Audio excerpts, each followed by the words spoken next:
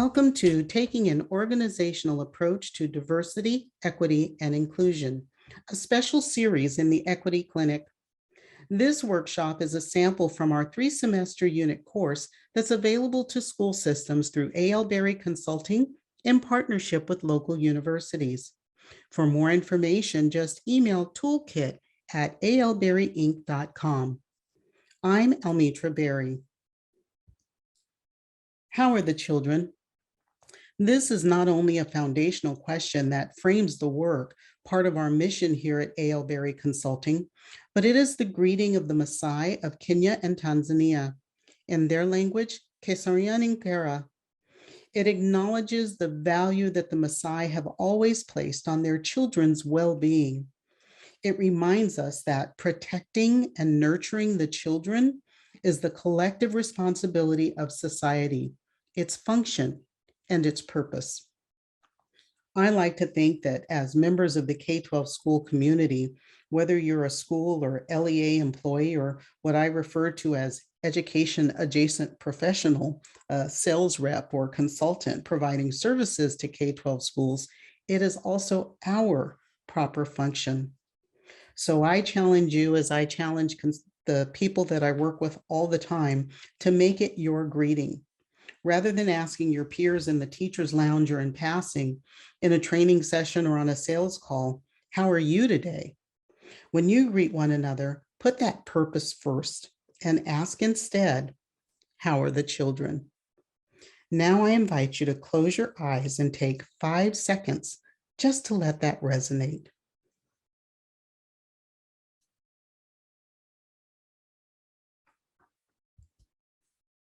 In our time today, I'll focus on the goal of creating a school, LEA, or education adjacent organization that is a center of social justice in order to eliminate academic inequities. Then I'll introduce you to a 4-part process by which you do so. I'll frame this into our guiding question: how do we create a unique organizational culture to move along the path to cultural competency as an organization? Part of creating a unique organizational culture relies on a common language. So if you're not familiar with my Equity Conversations protocol, check out the workshop, the Equity Conversations protocol, available on this same channel. And don't forget to like and subscribe to stay on top of any new content that we release on the topic of equity. So now to level set, I want to clarify what I mean when I'm talking about social justice. I'm talking about justice in terms of the distribution of educational opportunity and academic excellence so that our learners grow to become citizens with equitable access to wealth and success. Part of the problem when discussing social justice is that it's painful for some who've never had to confront the issue before. Put simply, when you're comfortably secure in your privilege, social justice feels like tyranny. Recently, the concept of social justice is one that has been deemed thema non grata in several of our United States. But that's not the only third rail I'll touch on today. Let me start by defining 3 critical terms that fall into that same camp to make sure we're all on the same page. The first term is diversity. Diversity is simply about human variety. It's about the range of cultures, anthropological ancestries, and ethnic origins. It's about languages, gender, socioeconomic status, abilities, and other demographics that we tag or name as identifiers of the people within our school communities. But diversity also includes thoughts and belief systems. When we're doing work on diversity, we have to include all of those markers or categories.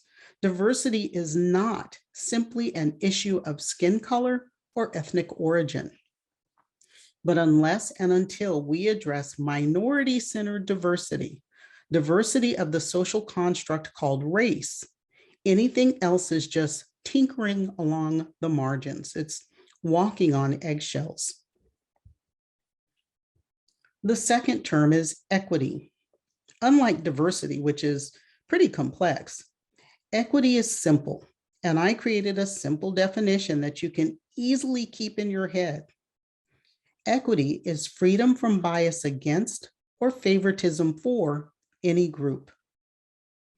As members of the K-12 community, it's about making sure that every child gets exactly what they need in order to experience academic success, with instruction being free from bias against any group of learners or showing favoritism for any group of learners. And our third and final term here is inclusion. Inclusion is a practice that should be part of our policies and the culture of our schools and organizations. It's providing equitable access to opportunities and resources within our schools to people who might otherwise be excluded or marginalized based on who they are, based on their diversity. So when I talk about schools as spheres of social justice, we validate diversity, equity, and inclusion, or DEI. We recognize and value diversity. We provide equity across every aspect of K-12 education, and we practice inclusion. In doing so, we create organizations with cultures of providing educational opportunity, of promoting academic excellence for every child, so that our learners grow to become citizens with equitable access to wealth and success. And a big part of creating these systems, these organizations, is in becoming culturally competent. A bit of a rhetorical question for you at this point is this: where is your school, your district, your LEA, your company or organization on the pathway to cultural competence? Certainly, I don't expect you to know the answer yet. As an educator, I don't ever believe in leaving anything about teaching and learning to chance. So here's the micro lesson. First, you'll often hear me say, every problem is a leadership problem. So when I talk about an organizational culture, recognize that that culture is shaped by your leadership. It is supported by leadership, and it requires leadership to facilitate any change. Second, I reference cultural competency as a pathway, and it is one on which we all walk. It's one on which some organizations choose to sit, unmoving, and one on which others choose never to set foot. Let's look at the 4 steps along this pathway with one caveat. Don't try to assign other organizations to the steps. If you're familiar with the Equity Conversations protocol, you know that the first behavior on that protocol is to work on yourself first. Okay? Okay. Organizations first set foot on the pathway in the fear zone. In that first step, it is unconsciously incompetent. That is, it doesn't even know that it doesn't know. It's a place of blissful ignorance where the culture of the organization supports complete cluelessness on the commission of microaggressions, and fear keeps it there. It's a place where organizations enjoy a certain amount of privilege, and you don't see a need for addressing DEI because you deny that a problem exists. By the way, privilege is not limited to white people. That's a completely different session. And if you're interested in a workshop on privilege, email toolkit@alberryinc.com for more information. Now, it's okay to begin in this place of unconscious incompetence, living in the fear zone.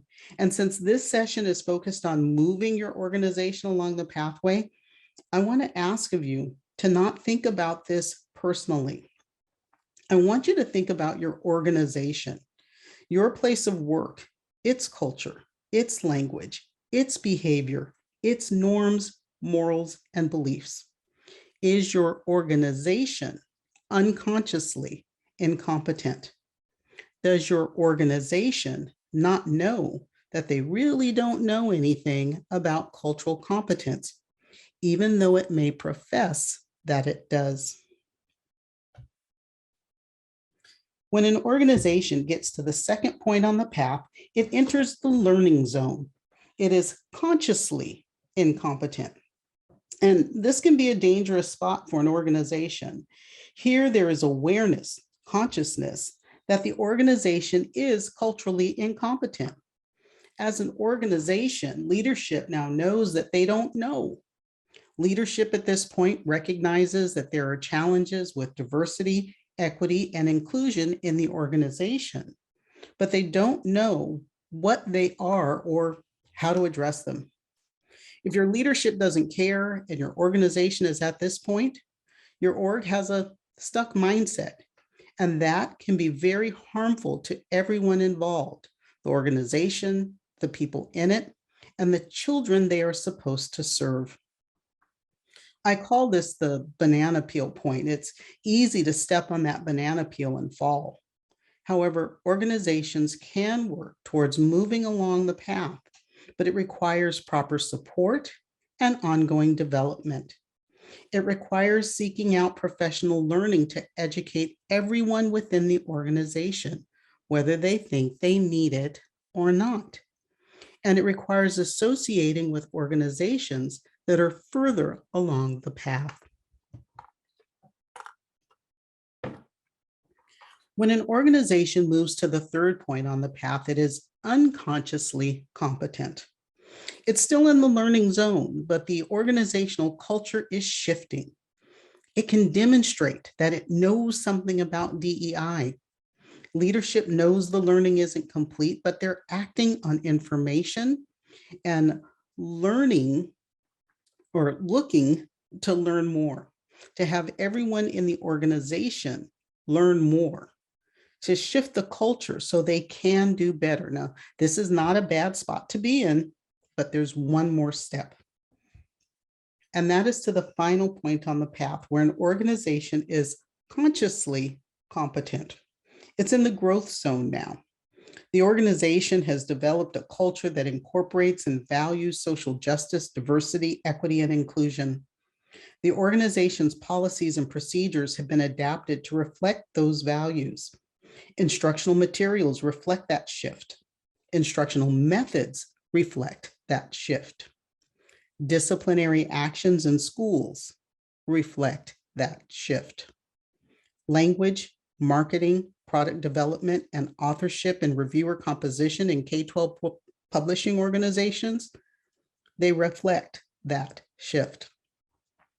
So whether you're a classroom teacher, school or district administrator, you're in product development, a sales rep, consultant, or senior leadership at a K-12 publisher, it is not only not acceptable, but expected that you will call out bias and inequity in instructional materials and practices.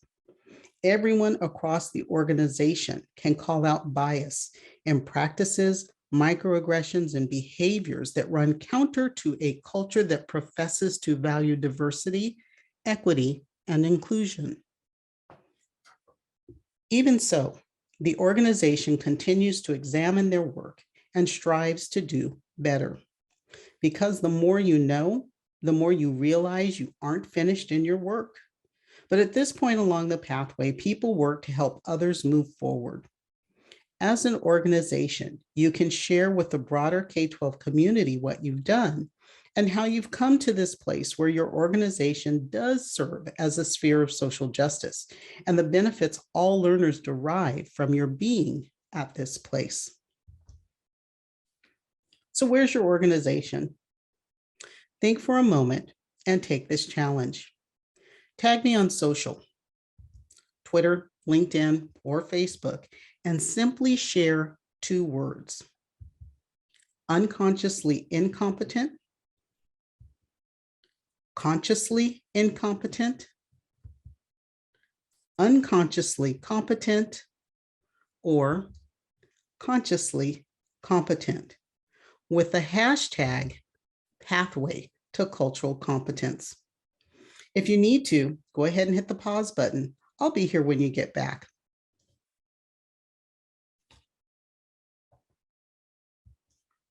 All right, now with your background knowledge about the pathway in place, let's dive into this 4-part process to move.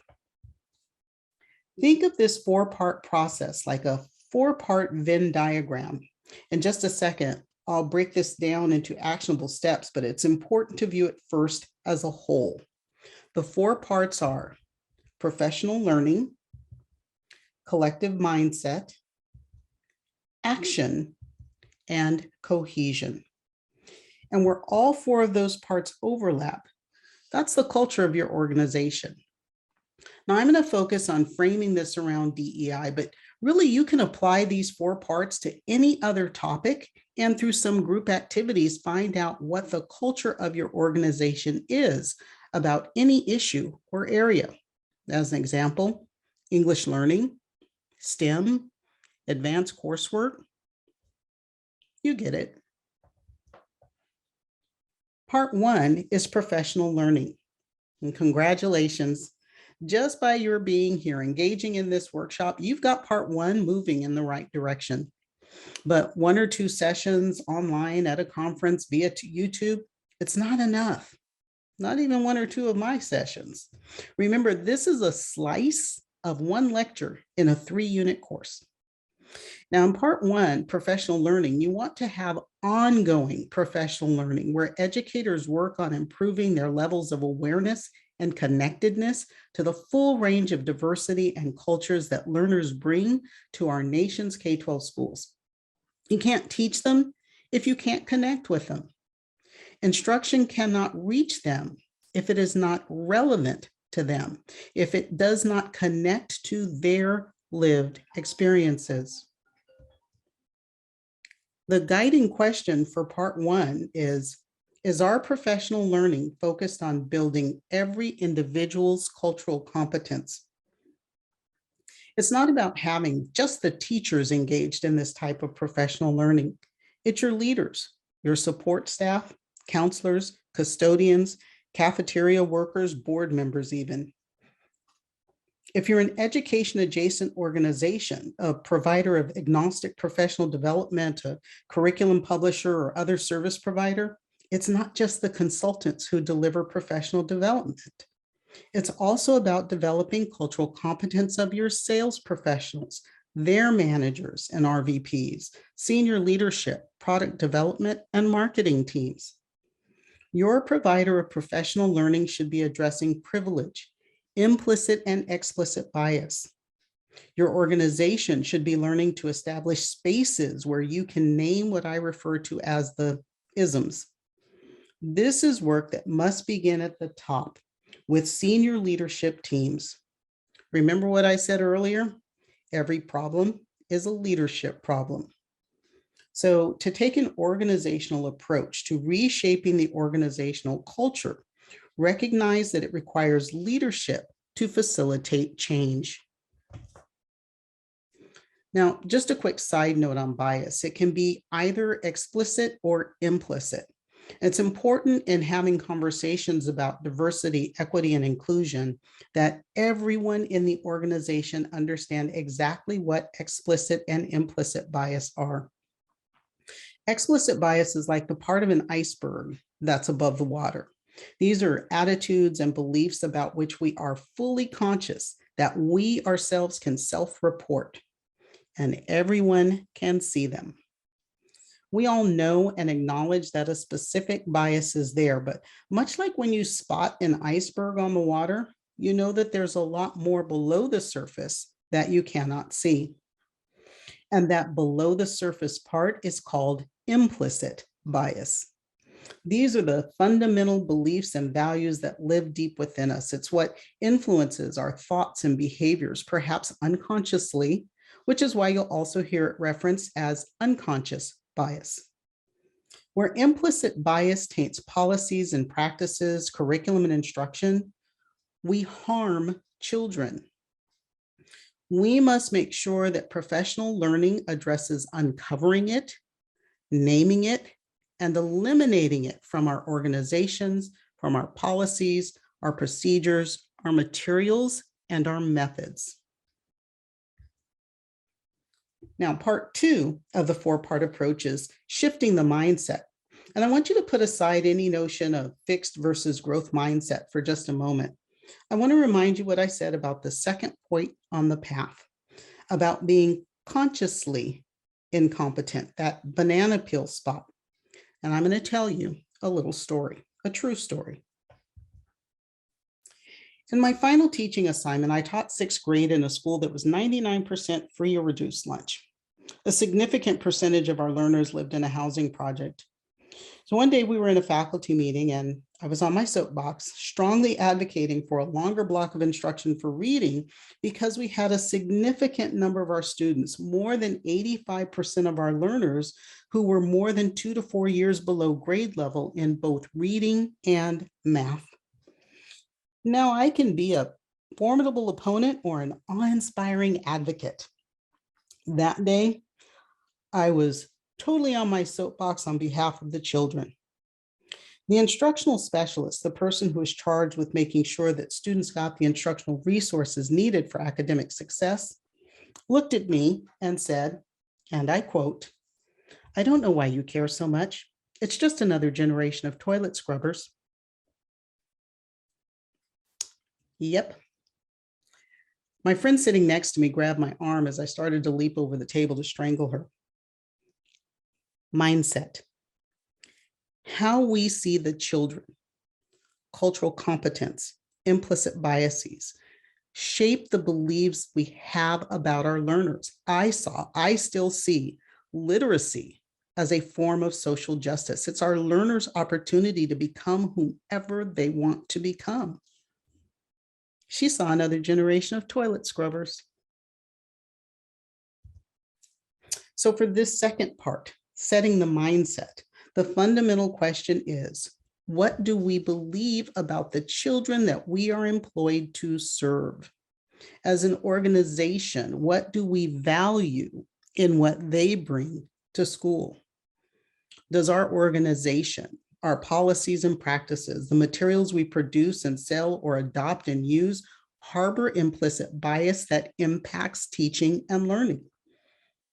And how are our collective and individual mindsets not only affecting teaching, but also learning? Now that's something for you to journal on and maybe discuss with your colleagues in your PLCs. When we work on shifting the mindset, we start at the top, then move down to the classrooms. Because if you don't have proper individual mindsets at the highest level, both education and education adjacent leadership, you won't ever get it in the classroom. All right, off my soapbox, but moving on to part 3, which is moving from intentionality to actuality. Dictionaries define intentionality as the fact of being deliberate or purposive. But in philosophy, intentionality is about the quality of mental states. Intentionality is about our thoughts, desires, beliefs, and hopes as they're directed towards some object, persons, or state of affairs. For our purpose, we're going with the philosophical definition. And I'll reframe that for us here as the quality of our collective mindset. It is the thoughts, beliefs, desires, and hopes as they're directed towards students, teaching and learning, or the state of achievement outcomes. Let me say that again, because there's a lot to unpack there. Intentionality is the quality of our collective mindset. It is the thoughts, beliefs, desires, and hopes as they are directed towards students, teaching and learning, or the state of achievement outcomes. Intentionality is our public-facing talk track, but we have to get beyond intentionality to it being the actuality of achievement in our schools, right? Why? Because we're talking about our schools being spheres of social justice. Nothing wrong with good intentions, but the truth, the actuality lies in the data. And what does your data tell you? Facts and data allow you to create structural equity. And structural equity can easily be planned on paper or virtual paper. Structural equity can be developed into content written by educational publishers. Structural equity can be embedded into professional learning provided by external consultants. Every organization that touches the education of children should be planning a structure that shows no favoritism for any group of learners and shows no bias against any group of learners. For instance, there's data on outcomes that tells us that the most important, easily alterable determinant of academic success is time in instruction. There's overwhelming data on literacy that tells us that explicit systematic instruction in synthetic phonics in the science of reading is the best way to teach every child to read, write, and think on time and on grade. These are simple matters of structure. It's how we set our schools up, who teaches what courses, how large or small are which classes, what instructional materials do we use for which children, what measurements do we take, and how do we act on the data. If you commit to structural equity, you should have facts and data that enable you to hold people and organizations accountable. If there are people in your organization that are blocking your ability to achieve what you intend, you have to challenge those stuck mindsets. If you are doing business with organizations that are blocking your ability to achieve what you intend, do business elsewhere. Taking an organizational approach means doing what's best for all your learners. Ask yourself, what does our data tell us about any gap between our intentions and our actuality? All right, part 4 is simply sticking together. Organizations, leadership must have unity in addressing diversity, equity, and inclusion. It takes teamwork to do that work. I have a dear friend who always says, teamwork makes the dream work. Everyone must be part of the same game plan for your organization to be successful. So our 4th fundamental question then is, are we all in this together? And this is one to continuously ask your team as you go about the work. Schedule checkpoints. Lean on protocol number 4 of the Equity Conversations Protocol, which states, stay engaged in dialogue. Remain focused and flexible. Have a time frame and a game plan, and check in often. At times, it will seem like everyone is rowing in unison, and that's great. It makes work life easy. But when even one team member is out of step, out of cadence, you should notice. And the more people who begin to move to their own beat, the harder it gets for an organization, a team, to get to that 4th step on the road to cultural competence. Think about a time you may have experienced someone being out of step with the goals of the organization. How did that affect the goal, the mindset, or the cohesiveness of the rest of the organization? As you engage in the work, the 4-part process, and moving along to the path to cultural competence in support of DEI, hold on to this statement by Dr. Eddie Glaude that I've annotated to address our topic today. We must understand that social justice is a practice, not an end. We're never going to get to a point of being there and being done, certainly not in my lifetime. This country has spent more than 400 years creating systems that are designed to prevent social justice for Black and Indigenous peoples in particular, and a majority of otherwise diverse members of our communities. That doesn't change overnight. As we work to undo those policies, others will work to find ways to reinstitute their privilege, but don't give up. To build an organization with a culture of conscious competence where schools are spheres of social justice, you have to examine all your practices and your policies, all of your norms and behaviors. You have to examine your culture. To build a culture of competence, organizations have to move from the fear zone through the learning zone to the growth zone. They must first validate diversity, equity, and inclusion. Then they must recognize and value racial diversity first, because that's the one that generations of Americans have been programmed against. Other-centered diversity will follow, and they will be comparatively easy. We must provide equity across every aspect of K-12 education, and we must practice inclusion. In doing so, whether yours is a school, district, other LEA, or education adjacent organization, you create a culture of providing educational opportunity and of promoting academic excellence for every child.